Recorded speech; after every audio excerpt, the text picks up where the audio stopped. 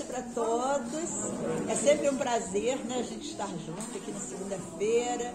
É o dia que a gente repete sempre de recarregar nossas baterias para aguentarmos a semana, né, para passarmos bem a semana com o coração limpo, a mente também mais limpa, né? Todas as energias negativas a gente vai aprendendo a lidar com elas, né? E só colocar coisas boas no coração e na mente. Né? Hoje é um dia muito especial sempre, porque é o reencontro nosso com vocês. A Rusa, né, que vai fazer o preparo de ambiente. Em seguida, a Sônia faz a meditaçãozinha. E hoje a gente tem uma surpresa muito boa para você. Então, o texto de hoje, eu estava até comentando com a Sônia, né, o tema da palestra. E quando eu abri aqui o livro, pedindo uma palavra, caiu sobre as mães. Então, eu vou ler. Qual mãe não daria a vida por seus filhos? Qual mãe não trocaria sua vida pelo sofrimento de seus filhos? Pobres mulheres que vieram para sustentar com seu amor filhos que muitas vezes lhes foram confiados por tão pouco tempo e que acabam deixando chagas em seus corações. Mães que se contentam com migalhas de amor, mas dariam tudo por seus filhos e para tê-los por um tempo maior. Mães que choram, mães que abraçam, mães que se alegram, mães que sofrem, mães que não param de amar. Mães possessivas que acham que os filhos são seus. Os filhos não são nossos, eles estão conosco temporariamente. Eles nos foram emprestados para que possamos aprender o que é o amor incondicional. Mas qual mulher que no fundo não almeja ser mãe? Qual mulher que com todo sofrimento não faria tudo novamente por seus filhos? E nós, como mães que somos, continuamos amando e sofrendo com eles e por eles, e tentamos retirar os espinhos para que tudo sejam flores em seus caminhos. Não queremos ver que ninguém faz a colheita por quem quer que seja, nem mesmo as mães. Autorresponsabilidade, né? Que assim seja, graças a Deus. Boa noite a todos. Então vamos relaxar, sentar confortavelmente, com as costas retas e os pés plantados no chão. Respire profundamente e centralize a sua atenção no ponto entre as suas sobrancelhas. Imagine que por meio desse ponto, uma luz muito pura penetre o seu corpo e permita que essa luz entre no seu corpo. Respire profundamente e procure sentir a luz penetrando o seu ser. Essa luz expande-se e vem descendo em direção ao seu coração. Ela ilumina o centro do seu coração, no qual se encontra uma linda flor. Imagine uma enorme flor no centro do seu coração, expandindo amor em todas as direções. Seus ombros são iluminados, seus braços também iluminados, até que suas mãos são totalmente iluminadas. Nesse momento, você pede a Deus: Senhor, que eu possa sempre praticar boas ações. Essa poderosa luz continua percorrendo todo o seu corpo. Seu tronco está cheio de luz. Sua barriga e seus órgãos internos estão cobertos de luz. Todo o seu organismo está sendo revigorado pelo contato com essa luz espiritual. Relaxe e entregue-se a essa luz. A luz agora vem percorrendo suas pernas em direção aos seus pés. Seus pés estão iluminados e nesse momento você pede a Deus: Senhor, que em todos os momentos de minha vida eu me direcione pelos bons caminhos, os caminhos que são traçados pelo Senhor. Todo o seu corpo encontra-se agora iluminado. Visualize essa luz subindo pela sua coluna vertebral. Forma-se aí uma enorme coluna de luz. Toda essa luz vai chegando à sua garganta e limpando toda a energia concentrada nessa região até alcançar a sua boca. Você, então, pede a Deus: Senhor, que eu sempre fale a verdade de uma forma suave e amorosa.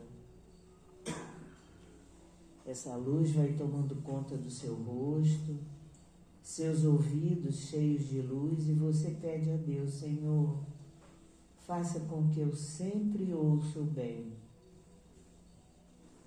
Seus olhos agora estão sendo banhados pela luz espiritual do amor. E assim você pede: Senhor, que eu possa sempre ver o lado bom das coisas, que eu veja sempre o bem. Assim todo o seu rosto está iluminado, sua mente está iluminada, seus pensamentos estão sendo limpos, sua consciência expande-se em direção a Deus, que está se expandindo dentro de você. A luz está crescendo dentro de você e iluminando tudo que se encontra à sua volta. Sua luz está se fundindo na luz de todas as pessoas que estão nessa sala e continua se expandindo. Não existem fronteiras para essa luz espiritual que agora percorre toda a cidade. Essa luz continua seguindo em todas as direções, percorrendo casas, hospitais, prisões, aliviando a dor daqueles que sofrem. Essa luz se une à luz de todos aqueles que servem ao bem e continua se expandindo. Toda a cidade está iluminada, todo o nosso país está iluminado, todo o nosso planeta vai sendo coberto por essa luz extremamente amorosa. Visualize a Terra coberta por essa luz espiritual que continua se expandindo, envolvendo os outros planetas. A luz divina não tem fronteiras e se expande em direção ao infinito. Procure sentir agora que você faz parte dessa luz. Você é essa luz. Você e Deus agora são um só. Sinta todo o amor divino pulsando dentro de você. Lentamente, então, volte para o seu corpo físico. Volte, trazendo para a sua vida essa energia de amor e paz que você conquistou. Que assim seja. Amém. Bom, minha gente, vamos fazer a prece inicial, né? Deus, Pai de misericórdia, Jesus, Mestre amigo, irmãos protetores desta casa, nossos protetores espirituais, neste momento pedimos permissão para iniciarmos a nossa palestra, que ela nos traga luz, paz e amor, que é isso que a gente precisa, Pai, nesse momento. Que assim seja, graças a Deus. Amém. Bom, como eu disse para vocês, a surpresa que nós temos hoje, nosso irmão aqui, famoso palestrante espírita, né? Famoso, da Casa Espírita de Niterói, GEPAR, né? Que é um grupo espírita, paz, amor e renovação, não é isso?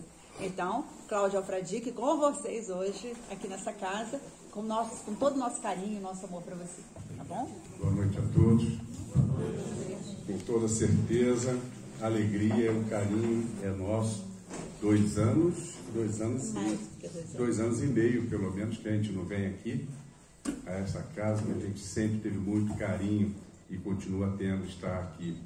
Por isso, nós agradecemos a casa pela oportunidade, agradecemos sobretudo a Jesus, que permite nosso reencontro, e sempre agradeço aos companheiros da casa, alguns companheiros que já nos acompanham no nosso trabalho diário de amor.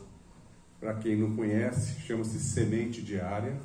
Semente Diária são pequeninas mensagens de positividade, de no máximo 30 segundos, que nós escrevemos sob inspiração do nosso mentor, colocamos a locução, colocamos o texto, sempre uma imagem que seja correlacionada, e enviamos todo dia de manhã, bem cedinho, entre 5 e 6 horas da manhã, via WhatsApp. Objetivo: que a pessoa, ao despertar, ela saiba que existe uma nova semente de positividade.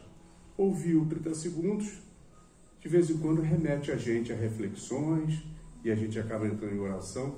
Uma manhã que começa com positividade tem tudo para se tornar um dia melhor.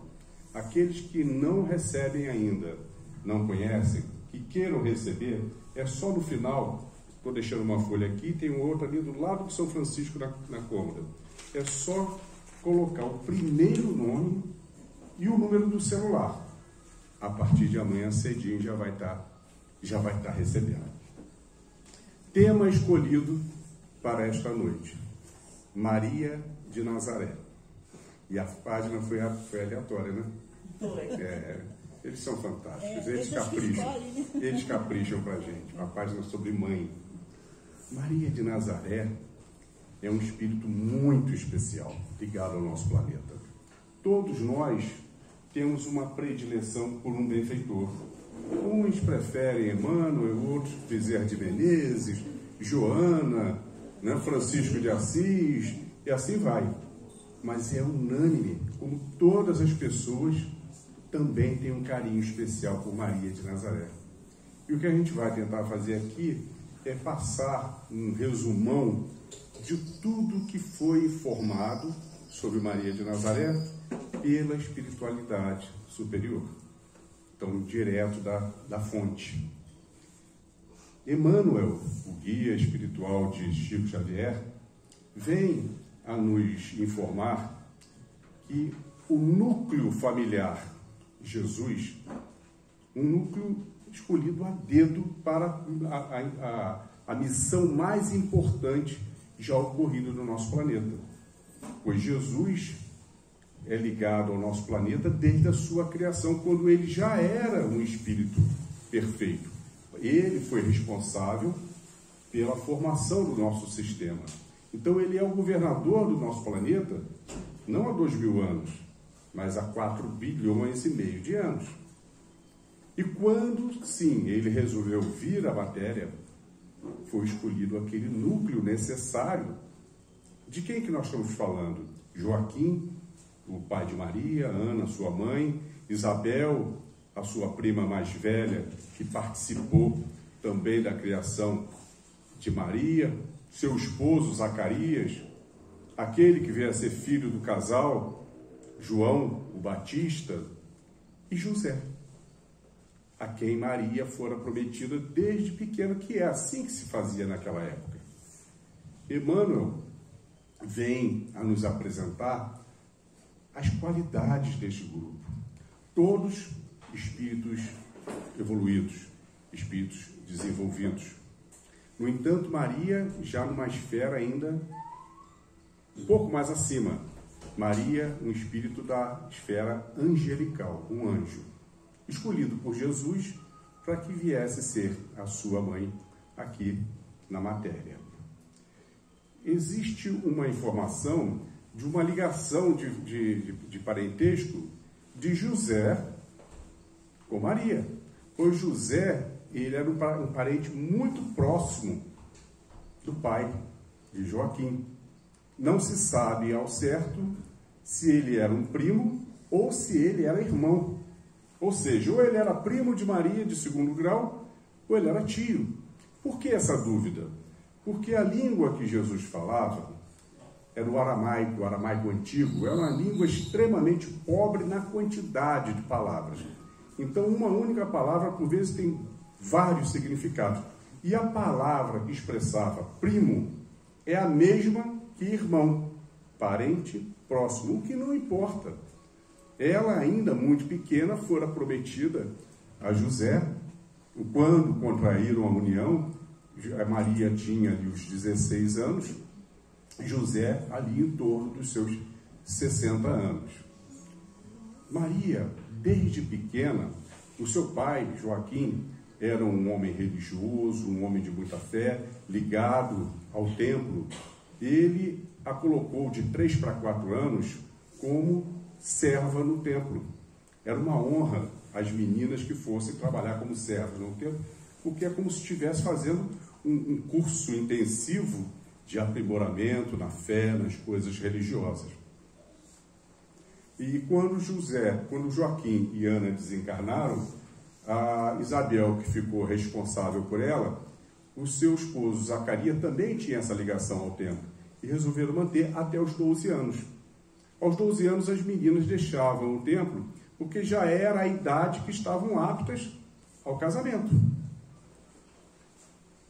Emmanuel vem a nos ressaltar as qualidades, principalmente de José e de Maria. José, um homem boníssimo, de um coração maravilhoso, um homem responsável, um homem justo. Aliás, ele na comunidade era conhecido como José o Justo. Um homem silencioso. O que é um homem silencioso? Aquela pessoa que ouve e não tem pressa para falar. Vai parar, vai pensar, para quando se expressar com certeza máxima do que está colocando. Maria, para um ser angelical, não poderia ser diferente, uma pessoa dotada de plena fé, uma fé incontestável e uma capacidade de amar a todas as pessoas, num amor materno elevado. Quando Maria estava com 16 anos, relata-nos nosso amado Divaldo Franco, de repente ela entra num estado alterado de consciência e surge diante dela um ser de luz, que imediatamente ela sabia ser alguma divindade. Era um anjo. Um anjo se apresentando a um outro anjo. De certo que ele sabia bem com quem estava falando. Ela que não. Porque muito embora fosse um espírito da grandeza angelical, todos nós, quando retornamos à matéria, nós temos que obedecer à lei divina do esquecimento da vida fora do corpo e temos também aquela cortina onde nós ficamos com as nossas principais características comportamentais adormecidas. A diferença é que quanto mais evoluído o espírito, mais facilmente a coisa vem voltando à mente. Mas conosco acontece. É aquela pessoa que tem uma facilidade louca para matemática e a outra tem para línguas. Está só relembrando o que já domina. Por isso tem a facilidade. Então, quando aquele anjo aparece diante dela, ele faz a saudação, um salve, um ave, ó Maria, cheia de graça. O Senhor é convosco. E é da vontade do Pai que estejas já concebida. E darás à luz a um menino, a quem porás o nome de Jesus, que em aramaico quer dizer Salvador ou salvação. Como é que ele se apresenta? Qual é o nome dele? Quem lembra? O anjo Gabriel. Pois é, não era o nome dele. nós passamos a adotar como sendo. Ele se apresenta assim, como sendo o anjo Gabriel, que em aramaico, Gabri, quer dizer mensageiro, e El quer dizer Deus. O anjo, sou o anjo mensageiro de Deus, sou o anjo Gabriel. Então, quando ele dá essa notícia de que ela estava concebida, que daria luz a um menino, Maria respeitosamente questionou: mas como? Como poderei eu estar grávida se ainda não me relaciono com o homem? E ele responde: esta é a vontade do Pai, para quem tudo é possível, inclusive a tua prima Isabel. Isabel tinha uma grande frustração de não ter conseguido dar um filho a Zacarias. Isso, naquela sociedade, era uma coisa muito grave. A mulher que não conseguia dar um herdeiro que cumprisse a tradição, ela era uma mulher estéril. Então o anjo diz, inclusive foi da vontade do Pai, que a tua prima Isabel, a estéril, ele permitiu a fertilidade a ela. E hoje está grávida de Zacarias, de um filho já há 6 meses. Diante desta declaração, Maria, tomada de toda a sua fé, responde: eis aqui a serva do Senhor, que se faça em mim conforme a vossa vontade. O anjo desaparece, ela retorna ao seu estado normal de consciência e fica ávida por estar com José. Ela precisava estar com o seu noivo para passar para ele a informação: vamos comigo. Missão difícil, né? Você chegar para o seu noivo e falar assim: estou grávida, imaculada, virgem. Grávida de quem? Grávida de Deus, com toda a fé. Mas ela fez isso. Foi a José e deu a notícia, relatou o que tinha acontecido. José, o justo, ouve e cala, não menciona absolutamente nada. Se teve alguma dúvida por parte de José, algumas horas depois coube ao anjo Gabriel tirar, pois aparece para José e relata tintim por tintim o que ocorreu, como Maria havia dito. José explode em alegria, agradecendo a honra de receber em seu núcleo familiar o embaixador de Deus, Jesus. E ali ele já assume a responsabilidade de ser o protetor e o provedor de Maria e de Jesus. No entanto, Maria, a mulher perfeita, ela teria que ter uma das características principais de vocês todas, as meninas presentes: a curiosidade. Mulher muito curiosa, né? Nós, homens, não somos curiosos em nada. Lá em casa, ali a minha amada Alice que comprova. Lá em casa, quando acontece alguma coisa ali na rua, um barulho, eu vou correndo saber o que é, mas eu faço isso por amor a ela, que eu volto para contar para ela, senão ela fica curiosa. Vai protegê-la. Mas a gente fala isso brincando, que o homem é mais curioso ainda do que a mulher. Então ela ficou louca. José, eu preciso ir estar com Isabel. Porque Isabel, nessa ocasião, morava a 130 quilômetros dali de Nazaré. E naquela época era a pé. Cavalo era artigo de rico, de milionário. Telefone para avisar a prima correndo? Impossível.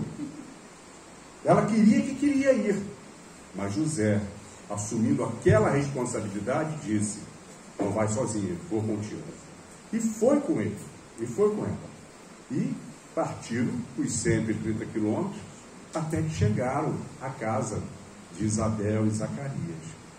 Quando, relata-nos o Espírito Humberto de Campos, que quando Maria chega próxima da casa e que Isabel avista Maria, ela já portando a barriguinha dos 6 meses, a criança no seu ventre começa a mexer freneticamente. Era João Batista sentindo a presença de Jesus se aproximando. E ela, Isabel, totalmente intuída ou mediunizada, recebe a prima dizendo: bendita sois vós entre as mulheres, pois traz em teu ventre o meu Senhor. Sabia exatamente já tudo que estava acontecendo. E ali mataram as saudades, até que Maria e José retornam para Nazaré, vida que segue. Quando ela estava com 8 meses de gravidez, por ordem do rei Herodes, determinou que fosse feito um grande recenseamento em toda a Judéia. E o recenseamento ali, naquela época e região, ele era obrigatório e exclusivo aos homens. E como é que fazia? Não tinha tecnologia.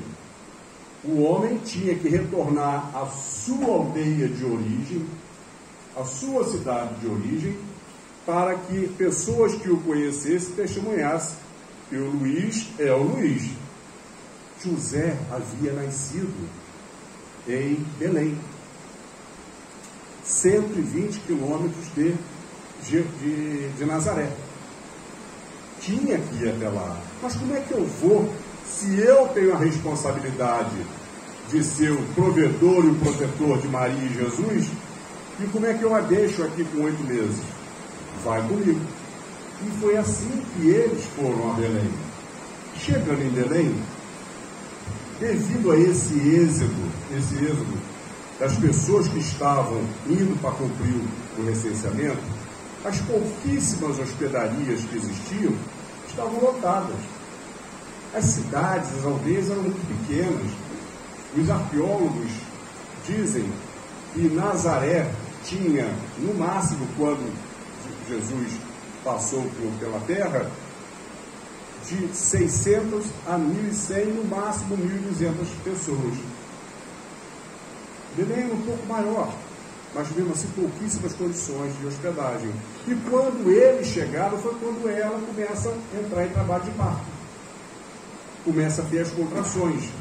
E certamente conduzido propositadamente pela espiritualidade maior, foram até aquele estábulo, onde a proteção contra as intempéries, a palha seca, um coxo que o carpinteiro hábil rapidamente transformou num berço, e o ser supremo ligado ao nosso planeta, vem a matéria ali, como testemunho somente Maria, José e alguns princípios espirituais, aqueles animais domésticos que ali estavam. Por quê? Por que Jesus escolheu ali, aquela condição, para nascer?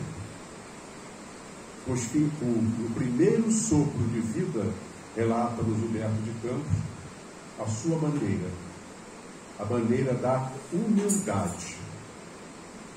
A humildade que, de cabo a rabo do Evangelho, de todos os ensinamentos de Jesus, ela sempre está presente. Não à toa, pois a humildade, dentre todas as virtudes, ela é a mantenedora de todas as outras. Façam depois o exercício. Destaca qualquer virtude. Retira dela a humildade para ver se ela continua virtuosa. Caridade. Caridade é uma virtude linda, mas se tiramos dela a humildade, vira vaidade, exibição ou tentativa de negociata com o pai. Vou aqui dando e depois eu garanto lá em cima, no apartamento de cobertura de frente para o mar. E não é assim que funciona, o pai não cai nessa. Perdão. Como é lindo perdoar. Retira do perdão a humildade, vira falsidade pura. Então Jesus ali apresentou a sua bandeira. Àquela época e região, havia uma tradição, para não dizer um ritual, dentre os hebreus. Com semanas de nascido, as crianças tinham que ser levadas ao templo para que um dos sacerdotes apresentasse a criança a Deus e então ela seria abençoada. Tradição essa que nossos irmãos de muitas igrejas evangélicas ainda mantêm até hoje. Maria e José cumpriram a tradição. Eram pessoas de fé, religiosos, e foram ao templo. Estava no momento um dos sacerdotes, Simeão. Simeão, um dos mais idosos, de um coração iluminado e de uma mediunidade impressionante, uma sensibilidade mediúnica impressionante. Era a primeira vez que ele estava vendo Maria e José, quando adentraram ao templo, carregando um menino que Simeão viu como um menino luz. De imediato ele já sabia do que se tratava. Ele para o que está fazendo, vai de encontro a Maria e José. Maria, em ato automático, passa o menino aos braços de Simeão. Simeão, totalmente emocionado, dá alguns passos se afastando do casal e começa a travar com a criança um desabafo. Totalmente emocionado, Simeão diz: finalmente tu viestes, pequeno infante, viestes para implantar o reino de Deus entre nós como prometido. Mas não compreendo, pequeno Senhor. Olhem a sensibilidade de Simeão. Era a primeira vez que estava vendo o casal. Não então compreendo, pequeno Senhor, por que escolhestes a palha humilde para teu nascimento, de onde não terá ninguém com poder que possa lhe auxiliar na tua nobre missão? Por que não escolheste nascer na casa dos Césares, junto ao poder, para que mais facilmente pudesse utilizar o poder em benefício do nosso povo? Por que não na casa dos magistrados, onde rapidamente aprenderia a criar novas leis mais justas? Como poderás da palha humilde desenvolver a oratória que supere os maiores oradores de Roma e de Atenas? Como, Senhor, como pretendes implantar o reino de Deus entre nós? A criança sorri, se mexe e bate com a mãozinha no peito de Simeão. Feito esse desabafo, mas sem hora nenhuma perder a certeza de que estava com o Messias em suas mãos, ele volta a Maria, entrega-lhe a criança, dizendo: não há o que ser apresentado, ele é a apresentação. Não há o que ser abençoado, ele é a bênção. Mas, mãe, prepare-se. Fez alguma profecia. Prepare o vosso coração, pois dia virá que será trespassado por uma espada de dor. Maria e José saíram e retornaram. E resolveram ficar ali por Belém algum tempo.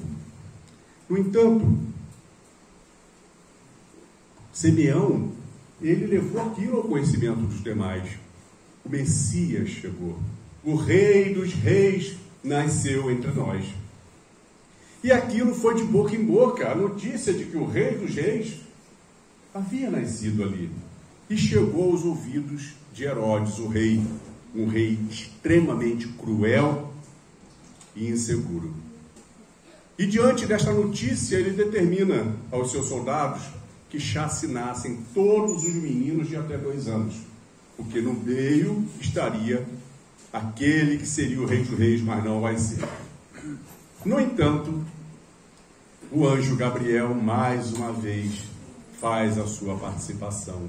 Aparece para José, dizendo: José, fuja imediatamente com Jesus e Maria para o Egito, pois Herodes pretende matá-lo. José não conversou 2 vezes, picou a mula, partiu para o Egito e lá ficou por 2 anos, até que o anjo Gabriel apareceu de novo, dizendo: José, Herodes é morto, é hora de retornar.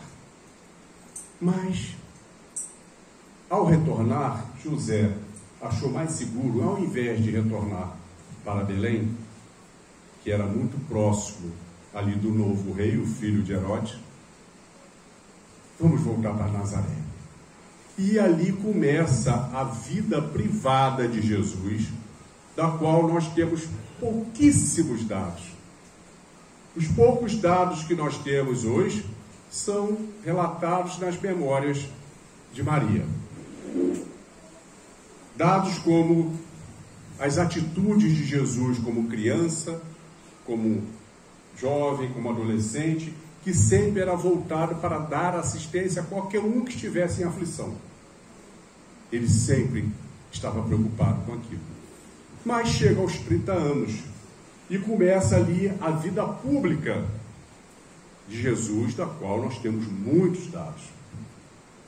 Até ali, Maria foi aquela mãe zeladora, amorosa, impecável. Mas a partir do momento que Jesus começa a rebanhar os seus discípulos, o mestre começa a ensinar, Maria veste mais um manto, o manto de discípula, pois ela era assídua, sempre que podia estava junto com os outros, ouvindo os ensinamentos de Jesus, ali de forma aplicada. Nas viagens, sempre que ela podia, ela estava acompanhando. Foi ela, inclusive, que provocou aquele que ficou conhecido como o primeiro milagre de Jesus nas bodas de Canaã. Canaã fica bem próximo de Nazaré, e eram bodas de uma família, de um casal, a família muito querida deles, Jesus, Maria, e de alguns dos discípulos. Naquela época, as bodas eram comemoradas com 2 a 3 dias de festa. E estavam lá no primeiro dia de festa, quando, por motivos de ordem econômica ou de falta de planejamento, acabou o vinho. Acabou o vinho, acabou a festa. E Maria, a advogada da humanidade, veste o manto de advogada, veste o manto de intercessora junto ao seu filho, e vai a Jesus dizer: Jesus, acabou o vinho. Relata-nos Humberto de Campos. Imagina Jesus no dia de hoje dando-te ombro: mãe, o que você quer que eu faça? Mas ela estava dolorida daquilo, porque sabia que as bodas ficariam encerradas. Jesus, faça alguma coisa, porque ela sabia dos poderes de seu filho. E ele responde respeitosamente: mulher. Todas as vezes que ele se dirige a ela como mulher, é com todo respeito, como nós nos dirigimos como senhora. Mulher, bem sabes que ainda não é chegada a hora da minha revelação. Ou seja, não está na hora de eu me apresentar meus poderes. Bem sabe que ainda não é chegada a hora da minha revelação. Mas aquele coração grandioso de Maria fingiu que não ouviu, chamou os servos e disse: este é o meu filho, ele vai resolver a questão. Dê a ele tudo que ele pedir, e saiu de perto, como quem diz: Jesus, é a mamãe que está pedindo, abre uma exceção. E Jesus pede que coloque os potes vazios, encham com água e transforma em vinho. E as bodas continuam. Então Maria seguia Jesus em todas as horas, até mesmo naquela última viagem. Era semana de Páscoa, havia uma peregrinação muito grande sempre para Jerusalém, e eles são calorosamente recebidos, porque já era de domínio público o Messias está chegando, já os relatos das curas, de tudo, dos ensinamentos, e foram muito bem recebidos. Naquela noite, onde estava Maria descansando, ela, que era já considerada mãe, aquela característica dela, de aquele amor imenso que ela tinha, todos os discípulos, com o tempo, começaram a chamá-la de mãe, mãezinha, mãe Maria, porque era carinho, era amor. Dentre eles, João. João era um rapaz de 17 anos e era conhecido como o discípulo amado. Jesus amava a todos, Maria amava a todos, mas existia a olhos vistos uma relação de carinho muito grande entre Maria, João e Jesus, e por isso os demais chamavam de discípulo amado. Maria estava repousando já à noite, quando João adentra, gritando: mãezinha, mãezinha, prenderam Jesus. Ela se levanta imediatamente, coloca o seu manto e parte para a fortaleza, porque queria estar com seu filho. A partir daquele momento, João não se separa mais dela. E ela, chegando na fortaleza, ela é brutalmente contida por um jovem soldado, que a empurra, ela bate com a cabeça numa parede de pedra, abre um ferimento, mas mesmo assim não arredou pé. Ficou a noite inteira ali em frente à fortaleza, pois que iria estar com seu filho já de manhã cedo. E não foi bem assim que aconteceu, como a gente conhece a história. Aí teve julgamento, teve aquilo tudo e tal. Ela só volta a ver o seu filho quando ele sai da fortaleza, já com o rosto ensanguentado, devido à coroa de espinhos, e carregando o madeiro infame, levando para a crucificação. Naquele momento, Maria lembrou das palavras de Simeão: mãe, prepare o vosso coração, pois dia virá que será trespassado por uma espada de dor. Mas ela, uma mulher de muita fé, ciente de quem era o seu filho, respondeu ali em silêncio a mesma frase que havia dito ao anjo Gabriel: eis aqui a serva do Senhor, que se faça em mim conforme a vossa vontade. E acompanhou Jesus até o Calvário. E então, ali, Jesus crucificado entre dois bandidos. A crucificação foi um método desenvolvido de execução pelos fenícios 2 séculos antes, mas que os romanos adoraram, pois era um método exemplar. Era um método exemplar utilizado somente para os piores bandidos. Por quê? Era sempre em algum local alto, onde o condenado ficava ali por horas em sacrifício, e o povo observando. Aí, está lá, ó, faz o que ele fez, que seu destino é o mesmo. Pois a pessoa na crucificação, ela morre por asfixia. Ele fica ali durante horas, preso naquela condição, a musculatura peitoral vai cansando, ele começa a não conseguir inflar os pulmões até que vem a falência. E por horas... Uma cena que me ocorre agora, é emblemática disso que você está falando aí, é do filme Spartacus, né, quando ele é colocado na cruz, né? É um romance, mas era um método muito utilizado por isso, porque ele impactava muito. E então, Maria acompanhando ali, apesar de toda a sua fé, é seu filho que está ali, chorosa, triste, mas segurando na sua fé.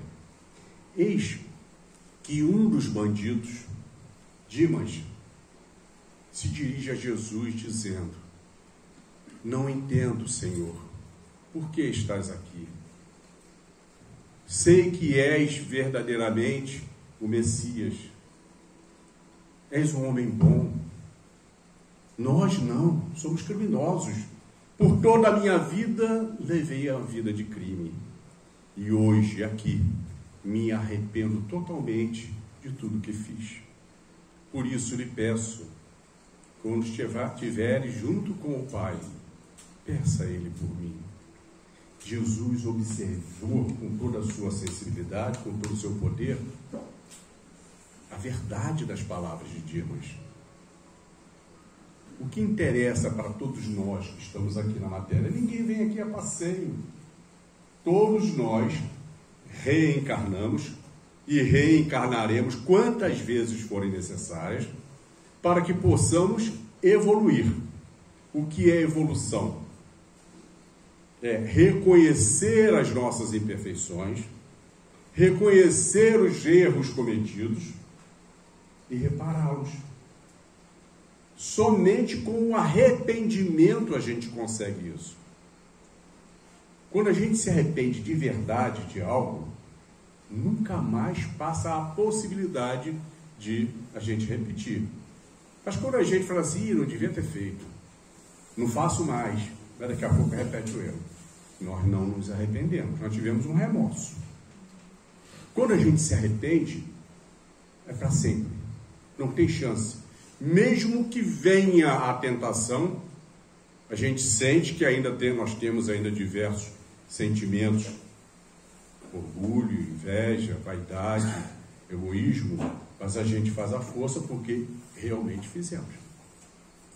Então Jesus, percebendo a verdade naquelas palavras, responde a Dimas: em verdade vos digo, ainda esta noite estarás comigo no paraíso.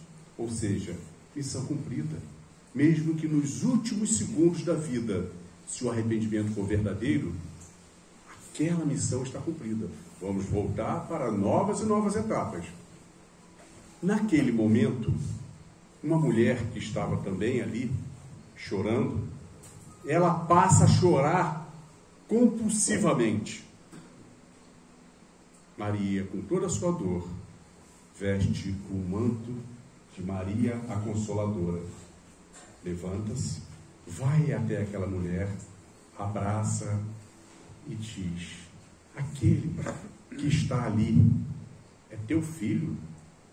Sim, é meu filho. E por um acaso não ouvistes o que o meu filho disse ao seu? Pois o meu filho, creia, ele é verdadeiramente o Filho de Deus. E disse que ainda esta noite o teu filho estará com ele no paraíso. Confie, teu filho estará muito melhor do que nós que ainda precisamos estar aqui. Aquela mulher que estava em prantos sente cair sobre ela como que uma chuva de consolação. É claro, continua triste, abalada, sofrida. É o seu filho que está ali, pronto para desencarnar, mas totalmente consolada, como quem leva um filho ao aeroporto, que está se mudando do país para levar uma vida lá fora, uma vida de vitórias, e que nós não podemos acompanhá-lo.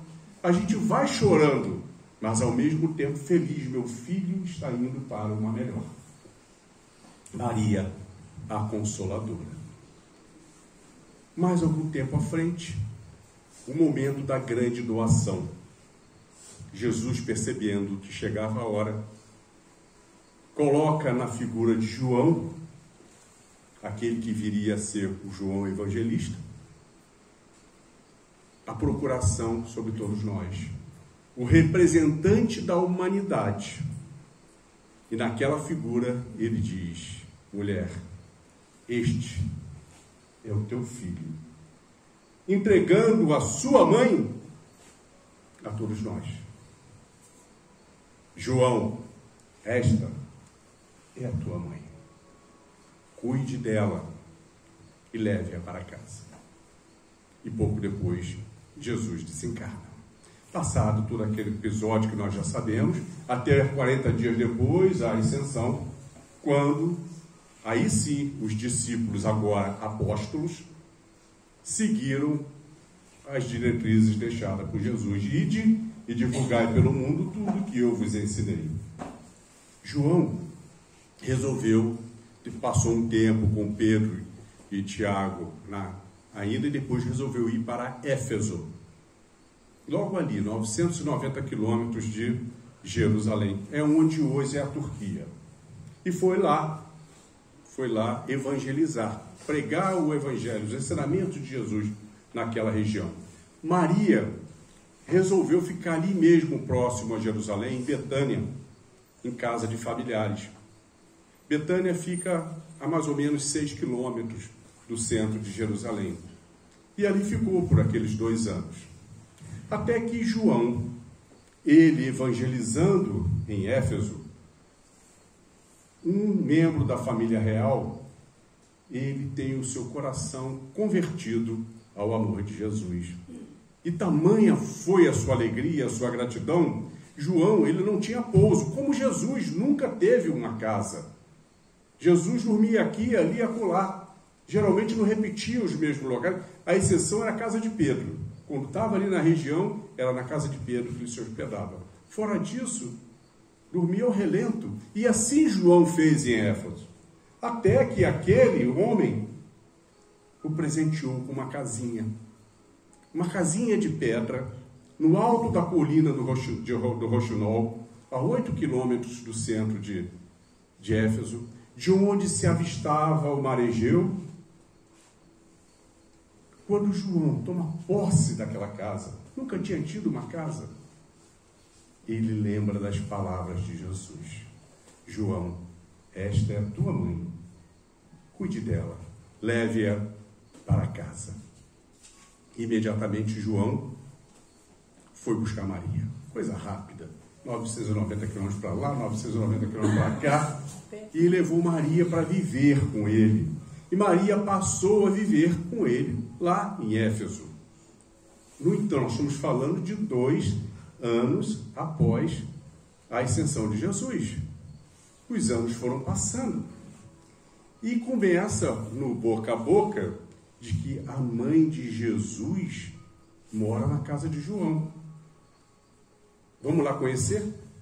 E começaram as pessoas a buscar conhecer a mãe de Jesus.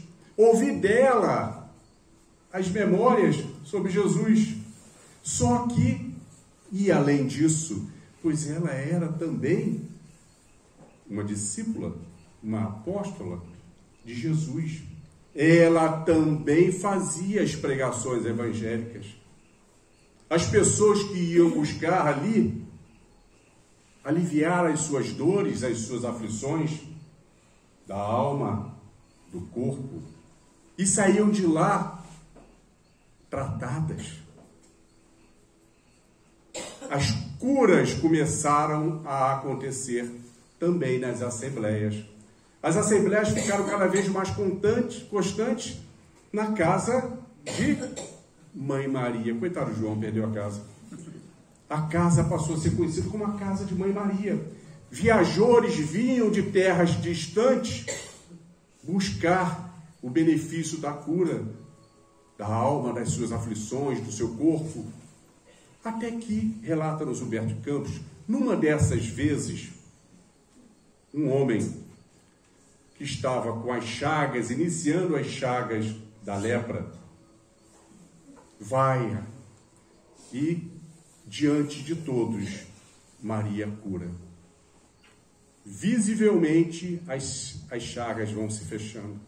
Aquele homem, infla os pulmões, gritando: és verdadeiramente a Mãe Santíssima, a Maria Santíssima. Ali foi criado o título Maria Santíssima, Mãe Santíssima. Eu confesso a vocês que eu achava que esse título tinha sido criado pela igreja para dar uma notoriedade à Mãe de Jesus, mas relata-nos Humberto de Campos que não, foi ali que a partir dali as pessoas começaram a chamá-la de Mãe Santíssima, Maria Santíssima. Os anos passaram. Estamos no ano de 67. Vamos fazer uma conta. Se Maria teve Jesus aos 17 anos, ela estava ali com 84. Uma senhora. Paulo de Tarso, o grande apóstolo que não teve contato físico com Jesus, mas se tornou o maior propagador dos ensinamentos de Jesus em toda a região conhecida, peregrinou por mais de 25 mil quilômetros a pé. Naquela época era muita coisa. Paulo já estava preso por ordem do cruel Nero, um dos mais cruéis imperadores que Roma teve. Ele, ao perceber que não sairia mais vivo dali, um dos seus discípulos era Lucas. Lucas, ele era médico, dominava bem o grego, escrevia e falava bem o grego e o latim. E por as suas condições, ele tinha como que um salvo-conduto romano, ele tinha acesso à prisão. Então ele estava sempre com Paulo. E naquele dia, Paulo revelou a ele um projeto que ele tinha. Ele tinha um projeto de visitar cada uma das pessoas que ainda estava viva, que tinha tido contato direto com Jesus, para escrever as suas memórias, registrar os depoimentos daqueles que tiveram contato com Jesus, para que isso não se perdesse ao longo dos séculos, ficasse para a história todas as informações sobre Jesus. Mas disse a Lucas: eu não sairei mais vivo daqui. Então passo a ti a missão. Procure todos os que conviveram com Jesus, interrogue-os e registre as suas memórias. Mas comece por Maria. Ninguém mais do que a mãe para ter riquezas de detalhes nas informações sobre seu filho. Maria está em Éfeso, residindo com João. E então Lucas cumpriu a missão, partiu para Éfeso. E passou uma boa temporada convivendo lá com João e Maria. Todos os dias relatando, Maria relatando as histórias e ele registrando, o que serviu de base para o Evangelho de Lucas. E Lucas relatava também Maria, para o sofrimento dela, confirmava as informações de como eram maltratados aqueles que seguiam Jesus. Eram conhecidos até então como seguidores do caminho. A palavra cristão foi criada por Lucas, substituindo o termo seguidores do caminho por cristãos. E que eles eram colocados em postes e ateado fogo, que eles eram sacrificados, e que a crueldade de Nero chegou a um ponto onde ele lotava os calabouços do circo romano, deixando eles em condições insalubres, para que no dia da festividade as arenas, as arquibancadas lotadas, para aquele circo de horrores, onde os cristãos eram colocados ao centro da arena, e as feras que estavam há dias sem comer eram soltas, e eles eram devorados diante da plateia que, em polvorosa, adorava aquilo. Éramos nós. Muitos de nós estávamos ali, de um lado ou de outro, ou aplaudindo ou sendo devorados, mas éramos nós. E a partir dali, Lucas saiu e Maria passou a sofrer muito com essa informação. Como sofriam aqueles que amavam seu filho. E aquele sofrimento foi crescendo em seu coração. Naquela noite, João havia ido pregar à noite em Éfeso. Só viria de manhã. Maria estava sozinha. Não conseguia parar de pensar.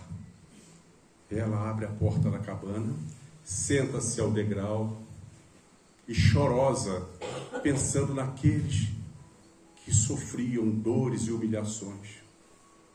E ela faz uma prece a Deus, que Ele fizesse algo por aqueles que sofriam pelo crime de amar o seu filho. Naquele momento, na penumbra da noite, ela vê um viajor chegando. Ela nunca negava a assistência a quem quer que fosse. E ela, ao ver aquele viajor chegando ao longe, ela imagina: quem será esse viajor que vem fora de hora? Todos vêm à luz do dia. Deve estar em sofrimento. Vamos atender. No entanto, o viajor, ainda a uma certa distância, já faz a saudação como todos faziam. Bendita sois vós, ó Mãe Maria. E ele se aproxima e ela, de cabeça baixa, tentando se recuperar da condição que estava. E o viajor, já próximo, diz: não te preocupes, pois todos aqueles que sofrem por amor a Deus não sofrem, pois são imediatamente atendidos pelas bem-aventuranças do Pai. Quem será este viajor que, ao invés de vir buscar consolo, com poucas palavras, consolou meu coração, reacendendo a minha fé? É como se ele tivesse ouvido minhas preces. E o viajor, já diante dela, diz: bendita sois vós, minha mãe. Ela reconhece a voz.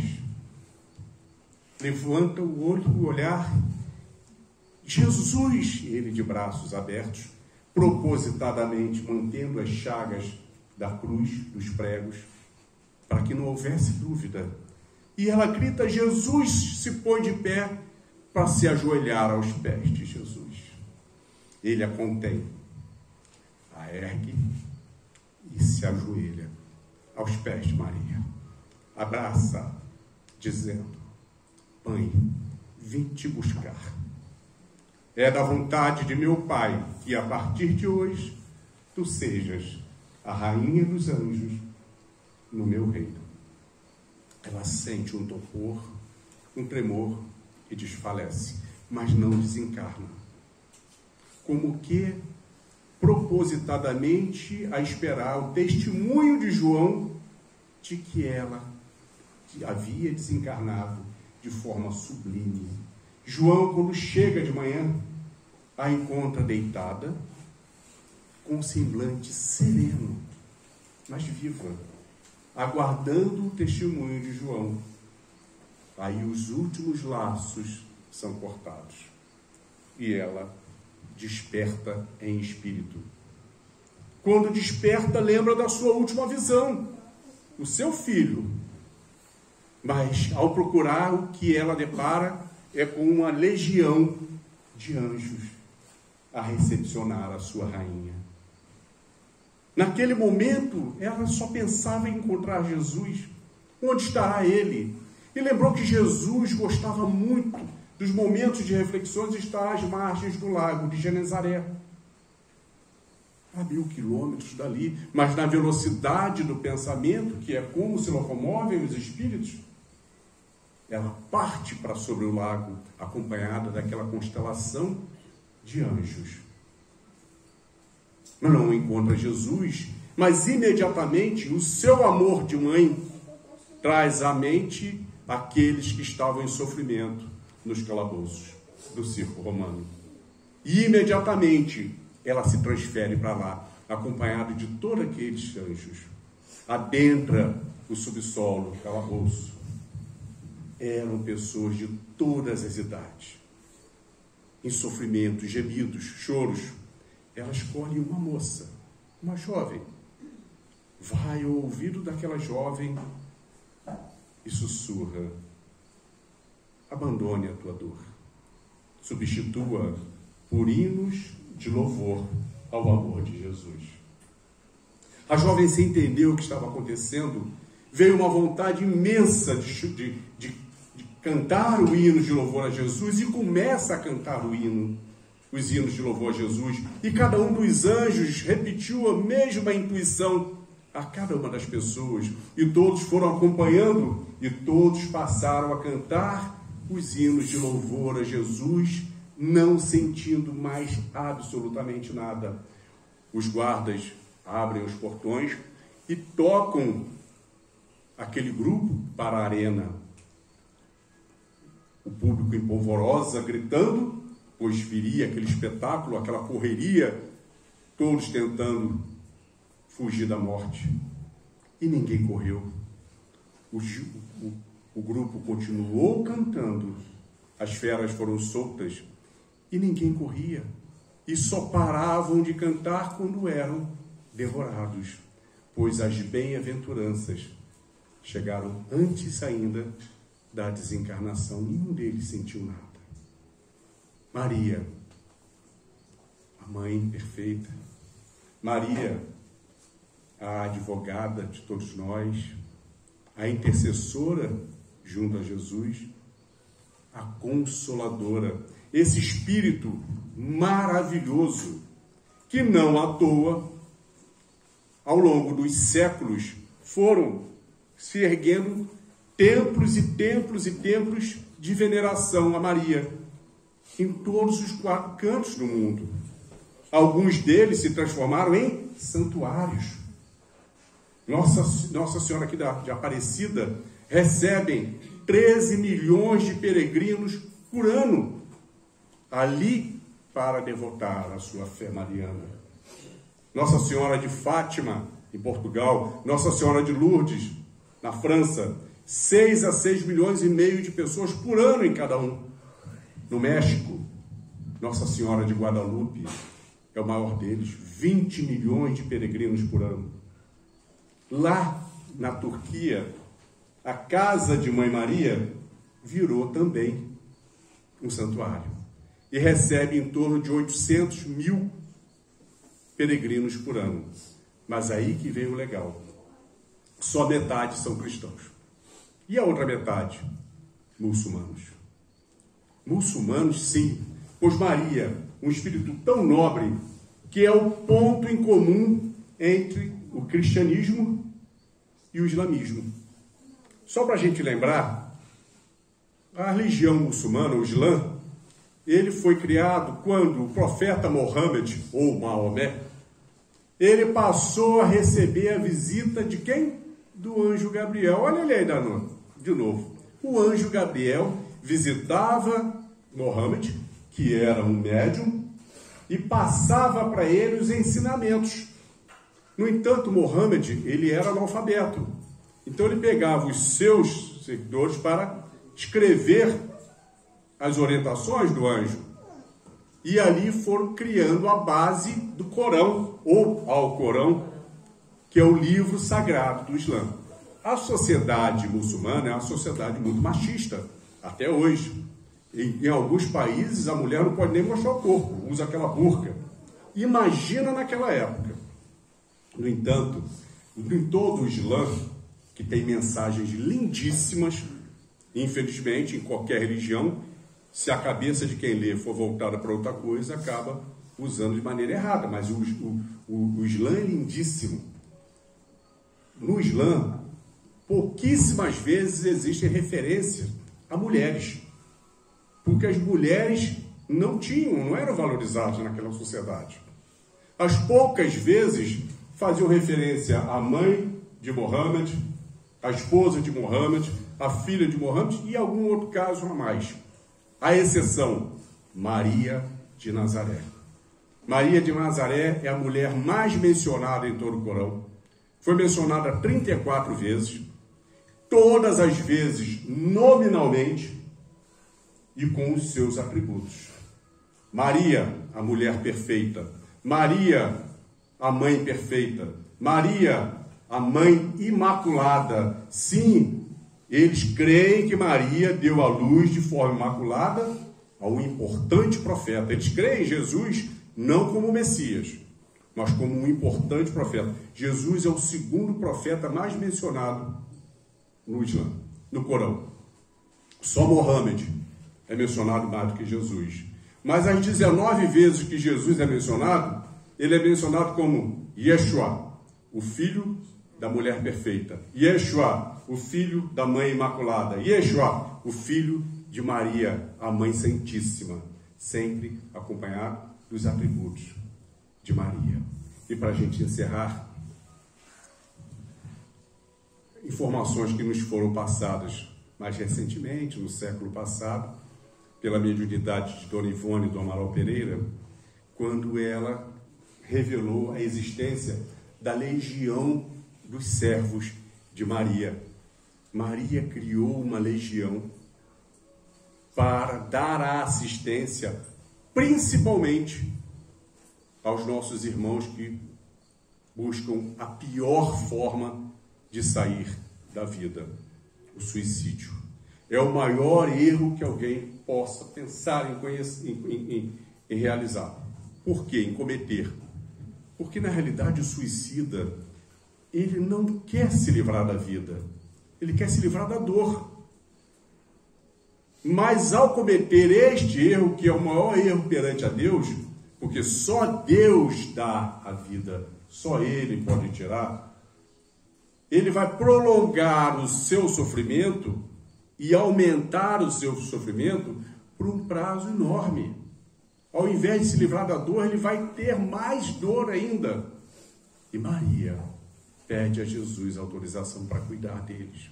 A sua legião, ela cuida dos suicidas, dá assistência pelo tempo que for necessário, preparando-os, reequilibrando-os para que possam reencarnar e superar os seus erros.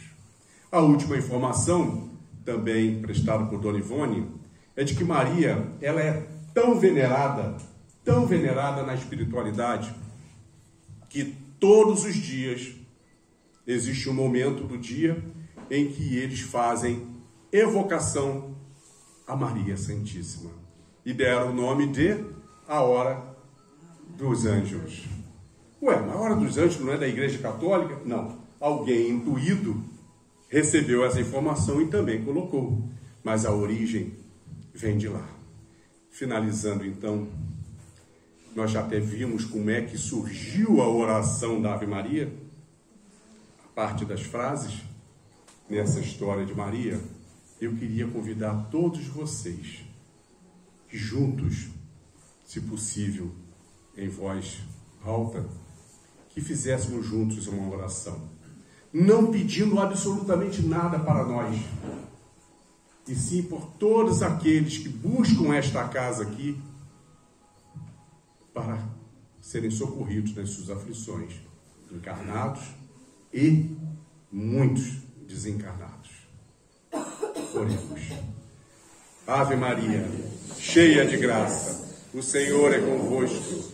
Bendita sois vós entre as mulheres, bendito é o fruto do vosso ventre, Jesus. Santa Maria, Mãe de Jesus, rogai por nós, os pecadores, agora e na hora do nosso desenlace.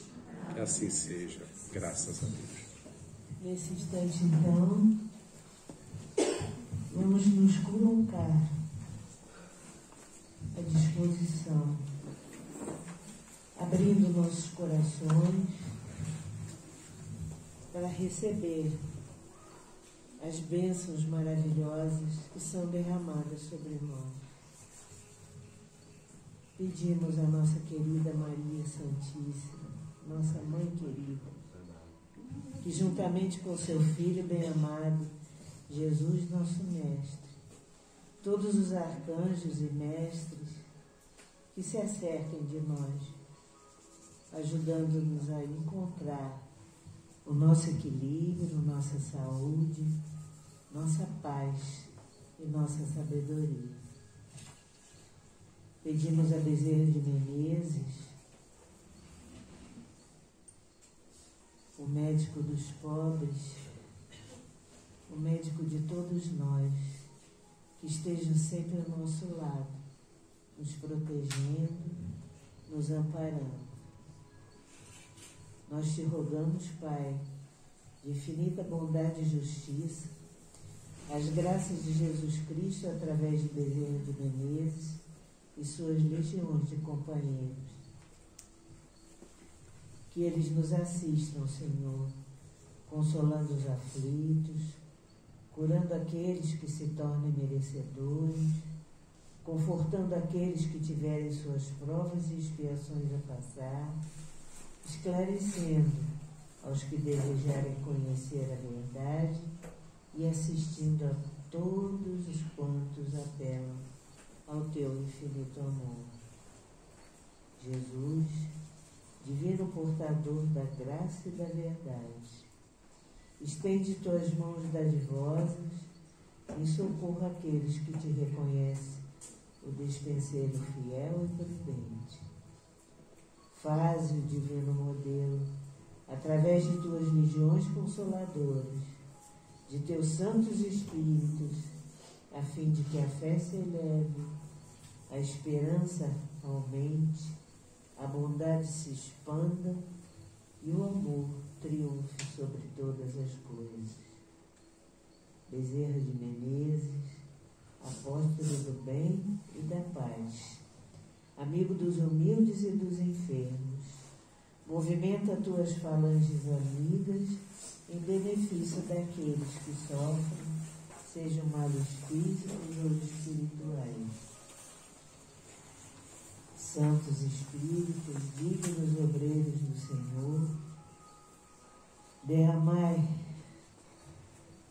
as graças e as curas sobre a humanidade sofredora, a fim de que as criaturas se tornem amigas da paz e do conhecimento, da harmonia e do perdão, semeando pelos mundos os divinos exemplos de Jesus Cristo. Que assim seja, graças a Deus. Então, meus irmãos, né, depois dessa palestra nos emocionou bastante, né? Então vamos pedir ao irmão explorar mais um pouquinho ele, né? Vamos pedir para ele fazer a prece final.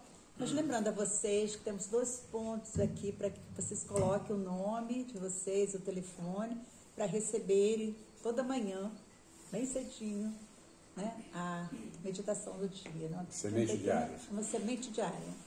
Né? Então, com você, meu irmão. Vamos lá.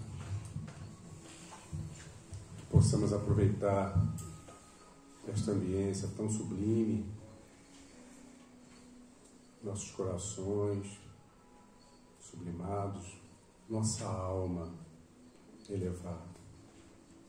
A Ti, Senhor, agradecido, Jesus, por mais esta oportunidade de envolvidos aqui pelos Teus enviados de luz, que sentimos neste momento, Jesus, o Teu abraço fraterno e amoroso, que nos é dado por cada um dos benfeitores que nos envolve neste momento.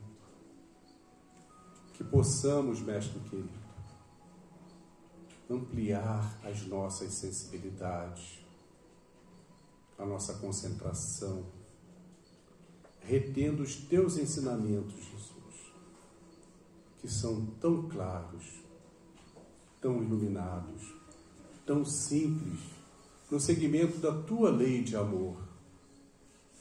Mestre querido, que possamos lembrar deste momento sublime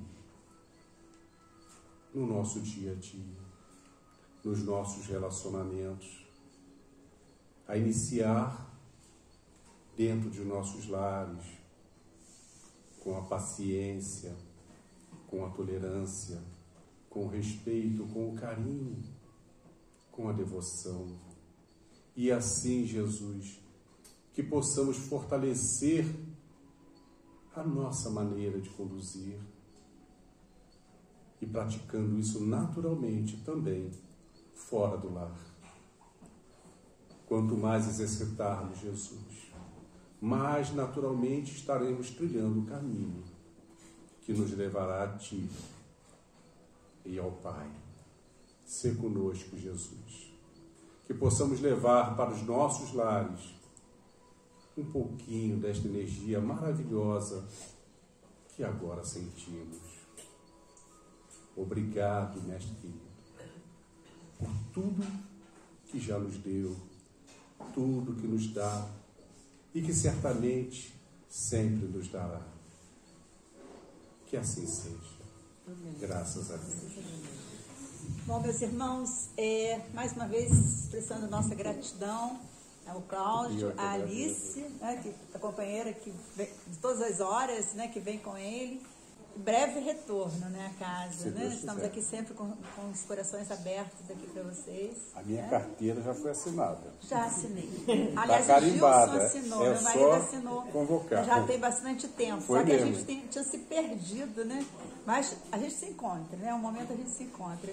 Muito obrigada pela presença de vocês, que tenham uma boa semana, uma semana bastante iluminada, com bastante amor no coração, bastante respeito por todos. Assim seja.